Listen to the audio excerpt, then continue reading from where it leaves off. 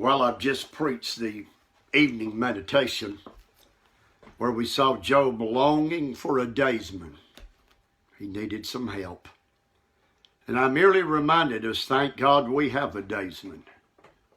Our King James word, an advocate with the Father, Jesus Christ, the righteous.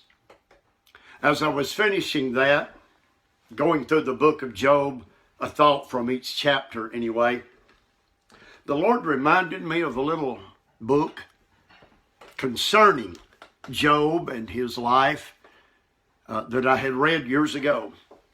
I want to recommend it to you. If I had to begin by reading one book about Job, that massive volume, 42 chapters in the Word of God, this is the book it would be. Let me get it where the sunlight may be. It is entitled The Remarkable Record of Job. Can y'all see that? It is written by Dr. Henry Morris. Dr. Morris is with the Lord now.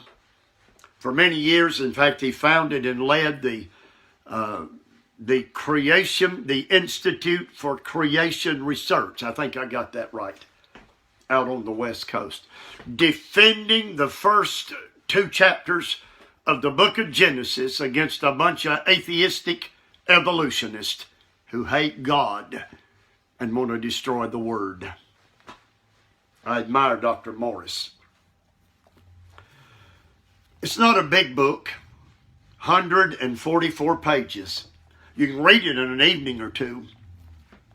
Some of the best material on Job I've ever seen.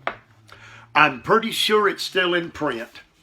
You can probably Amazon it and get it within a few days. Of course, right now, during all this virus stuff, that book delivery is slowed down remarkably. And if you can't get a new copy, go to abebooks.com, ABEBOOKS, and look for a used copy. And I'm sure you'll be able to find it there. The Remarkable Record of Job. Listen to this, some chapters. The most fascinating book in the Bible. I thought he'd say John. Revelation. Job, the most fascinating book in the Bible. Listen to this. The fall of man and the flood, as described in the book of Job. Listen to this chapter. Science, modern scientific insights, already discussed in the book of Job. He's got a chapter on Job's comforters. Friends, I doubt it. That is remarkable. He calls it the miserable comforters. He's got a chapter on, listen to this, dragons, dinosaurs, and the devil. I'd read it again if I hadn't been through that. Worth your money, worth your time. His last chapter, the end of the Lord. That means how God ended up double blessing Job for all he owned. The Remarkable Record of Job. Order it tonight. Get you a copy. And when you delve into this massive book, this precious book of Job, read Dr. Morris first. You'll go on then to other commentaries, of course. Read Dr. Morris first. Someone, a preacher friend, said, Brother Bagwell, give us a tour of your books sometimes. Somebody else said, I'd sure like to get in that library. Fellows, let me tell you something. To the glory of God. These books in this little room, not a tenth of my books. The vast majority of my books are in storage about 5-6 miles away, climate controlled storage. I know where they are. I can go through the boxes and get them, but these I